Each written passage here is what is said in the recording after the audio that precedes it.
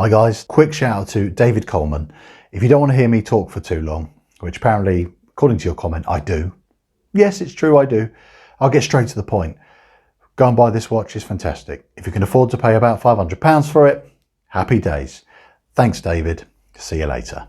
But for the rest of you who have stayed and you're patient enough to find out a bit more information about a watch before you commit to spending approximately 500 of your hard-earned pounds on it, you're going to need to know all these details. That's what this video is about.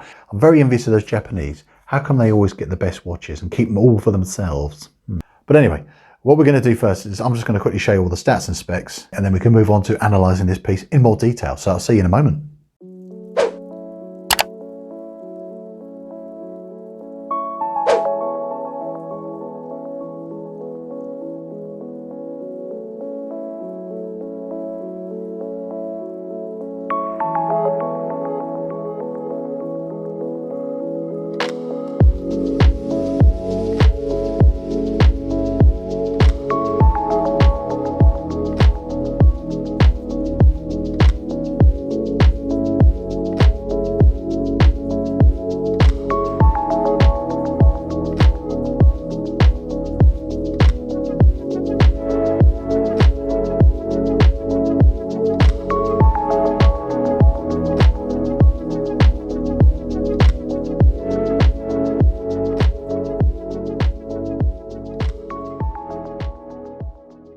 So as you can see, nearly £500 I paid for this watch, and was it worth it? Well, we're going to discuss all these pros and cons, and it's not a perfect watch by any means. There are quite a few little issues with this watch, which for some of you could be deal breakers.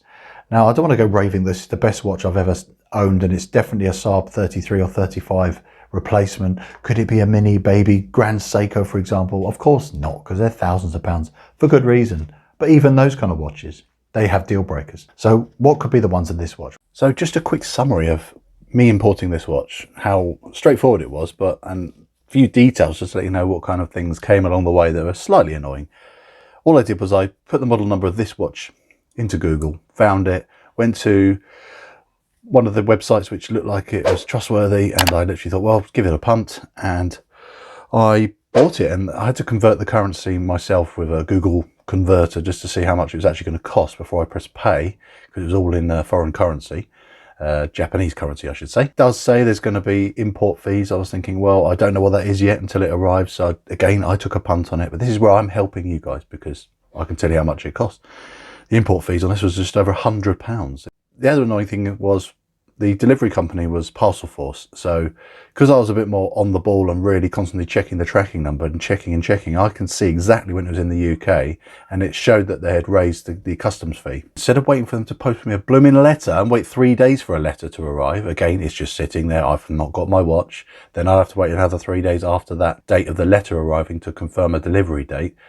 It's like another week waiting after it's landed in the UK, but I cut that time down dramatically by seeing as soon as there was a fee, I had to phone Parcelforce. I got through to someone and said, I need to pay a customs fee. I haven't got the reference number yet. And the lady calmly said, you don't have to wait for it to come in the post. I can help look for your item now. She did it all. She said, yep, here's the fee. I paid it over the phone straight away. My watch came 2 days after that, rather than me waiting nearly an extra week. So that's a summary. I've talked for 2.5 minutes, but I think it's important stuff for you to know about importing a watch. So now you've had a very detailed waffle of my buying procedure. Let's talk some more about the other dislikes I've had noticed. This watch, in regards to fitment, is on the cusp of being a problem. When I say cusp, is I can wear this watch comfortably. I have a 7-inch wrist for your reference, and it fits me beautifully. It's very comfortable, but sometimes it can feel ever so slightly too tight, and there's no more micro adjusts. I've taken 2 links out, and I've got it on the furthest of the 2 micro adjusts. That's all you get. So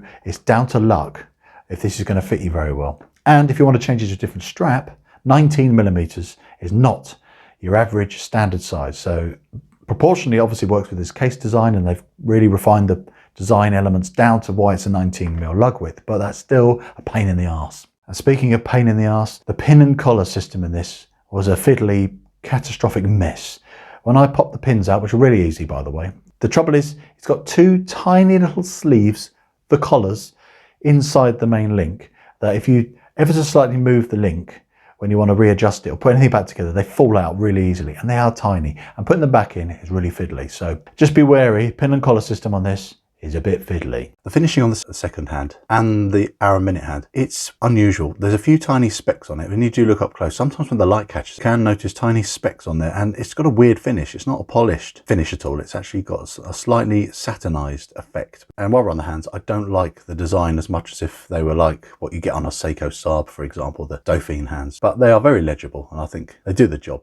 The movement in here, although it's lovely, and I'll talk about that a little bit more in the positives, the one negative with this is maybe because of the transit of it coming over from Japan, I don't know. It's got a pretty poor beat error. Lastly, there's no taper on the bracelet really. It's just a bit straight.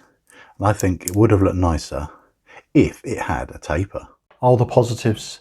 I'm going to start with just how well this watch plays with the light. It's glorious. That inner rehort with the reflective properties, that stunning, very gorgeous royal blue sunburst dial, the polished and brushed indices, everything really pops on this watch.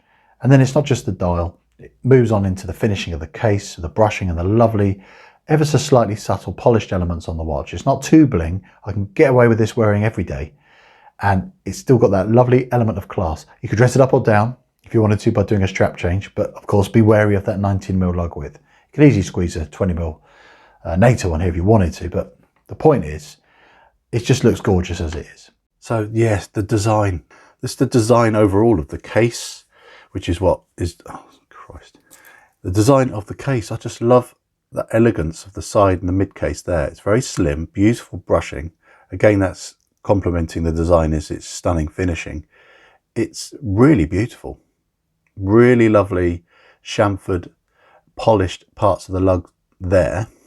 And the lug to lug is so compact, it just wears so well, so comfortably. Even with the fact it's got these solid male end links, it doesn't stick out that much. As you can see again on here, my average wrist size, it's perfect in length. It's a 38 case size, and then the lug to lug is not too long. It just wears beautifully. Really nice, really neat proportions. Something you can wear every day. It doesn't look too big and bulky. Really slim height, helped by that very slim movement that they've put in there.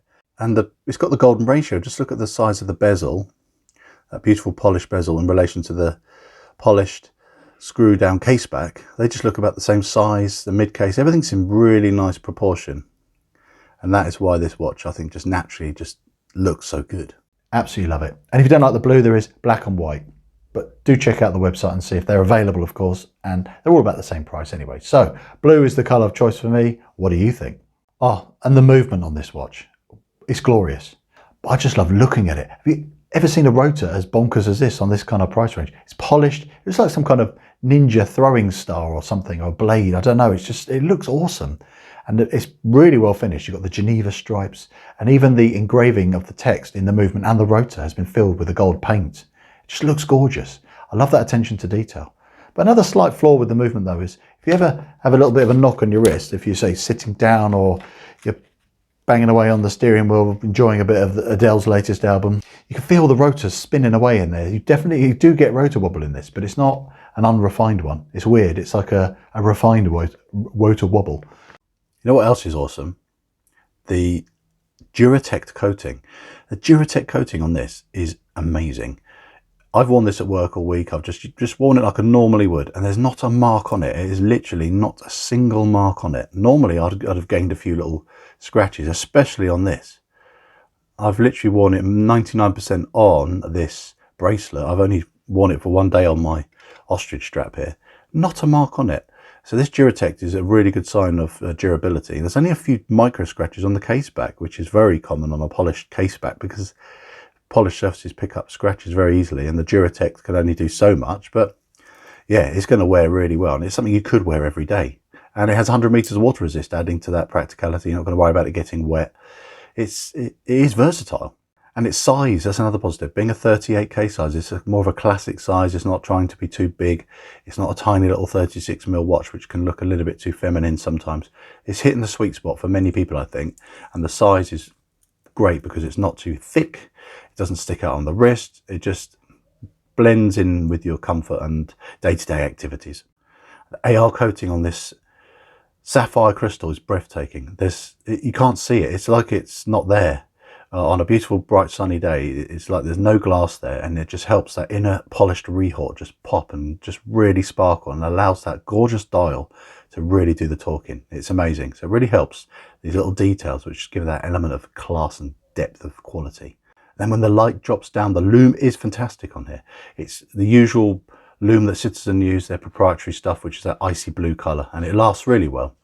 It's not breathtaking by any means, but it's certainly definitely good enough for an everyday sports dressier watch. It's really nice, and I just love the colour of it, and it complements the blue dial in this case very well. Let me show you it on this ostrich, and you'll see how incredible this looks on something with a beautiful contrasting colour. So let's have a look. Why ostrich? Well, first of all, I thought this is a more luxurious Citizen in their range, the most expensive Citizen I've ever bought. And I thought, why not treat it to one of my most, well, it is literally my most expensive strap I offer. This is a genuine handmade in Italy ostrich strap. And many of you are going to be repulsed by ostrich, but I adore it. It's such a gorgeous, soft leather. One of the most durable leathers you can get, incredibly tough. Weird nipples on it, but they're quill points where the feathers came out of the bird. So adds character, something different, real classy luxury product to add to this watch. And I sell this in 19mm sizes as well, which is something which really appealed for me to be able to put this on this watch. And this colour, God, does it go with that blue. What do you guys think? I love it. So yeah, I'm pretty jealous of Japan. Wish they didn't keep these kind of models to themselves. Why don't they share? Do they not think the European market would like a watch with this kind of specification and would spend about maybe £300 to £400 on it? I think we would. We have loads of Citizens available in our market with that kind of price point. So why wouldn't we want something that has got a gorgeous size to it? It's got a magnificent specification, a high beat movement, stunning finishing, all the specification us watch enthusiasts would like, and a classy, understated, everyday wear package. What more could you ask for? Why can't we just have it? Come on.